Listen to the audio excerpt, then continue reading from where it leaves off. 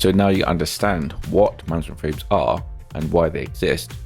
Now it's time to dive deeper into the specific purposes of each type of frame. First up is the probe frame.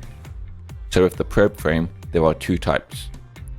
There is a request and a response, and we'll be going over the specific purposes for each type, why different flags can be set, and how those flags are used in wireless communication. First up, we have the probe request. This frame is sent from the client device and is used for the purposes of discovering previously known networks. The probe request is unique to the client and can never be sent from the access point. Each probe request also contains specific information about the request and details including the requested network name, as well as the source and destination address. Many different fields can be included within a probe request. The most important ones include the following. Number 1 is the SSID. This merely states that the client device is looking for a specific network and is used to ensure that only the relevant networks respond to your request.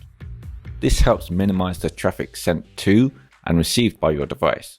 However, modern operating systems may not always include a value for this field. When this happens, all nearby networks could respond to the client device itself. Number 2 is the supported and extended supported data rates. This tells the nearby access points how quickly you can send and receive data and is typically measured in megabits per second. Number 3 indicates the channel that the request was sent on. This tells the access point, hey, if you want to respond to this, use this channel. That way, the risks of a miscommunication are kept to a minimum. Number 4 is the high throughput and very high throughput compatibility flags. These are used to tell the access point the exact version and what Wi-Fi standard was used to send this frame, and whether the client used supports channel switching if congestion is high. And lastly, at number 5, we have the extended compatibilities flags. These flags are used to indicate support for additional features such as QoS or support for technologies such as WPA3. Other fields do exist, but they are largely related to vendor specific features, which we will not dive into as these can get extremely complex. Next up, we have the probe response frame.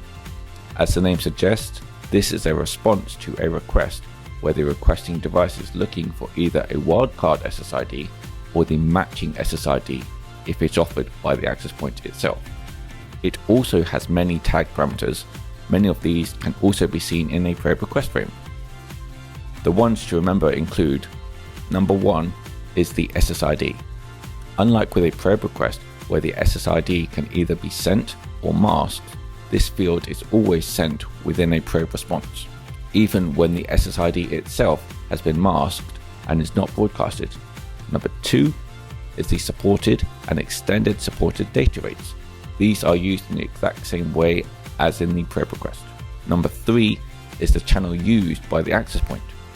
This helps confirm that the data was sent on a specific channel.